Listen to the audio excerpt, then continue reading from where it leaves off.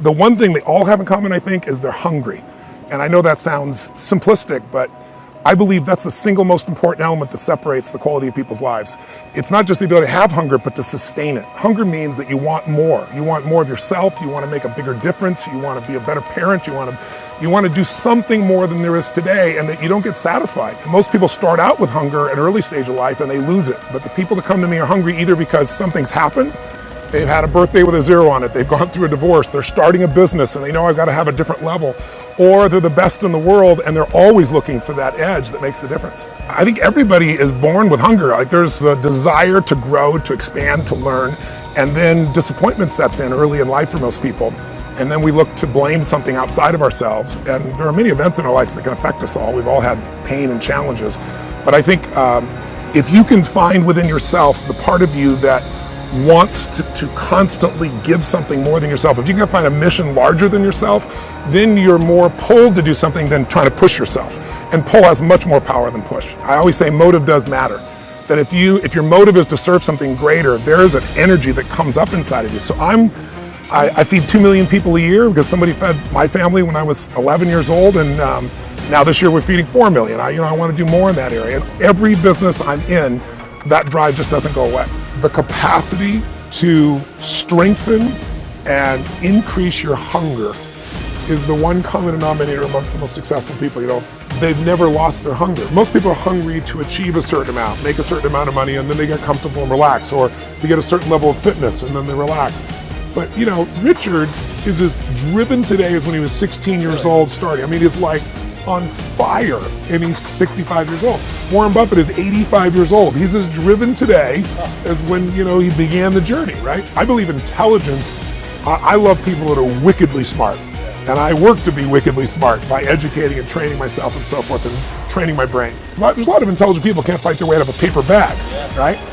Hunger is the ultimate driver, because if you're hungry, you can get the strategy, you can get the answer. If you can't model it, you can find it. So hunger, modeling would be maybe the next best skill. Knowing that success leaves clues. The best way is get around where it's better and things will hit you. Who you spend time with is who you become.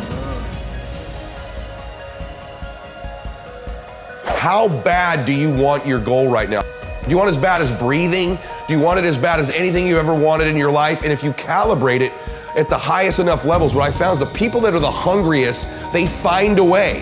When you know why you want something, when it's desperation, the power of being desperate is something that most people avoid. They think desperation is a weakness. And I'm here to tell you, desperation is one of the most powerful emotions you could possibly possess, because when you're desperate, you find reserves and reservoirs of ideas, talents, and a strength that you don't know you have when you find yourself in a desperate situation.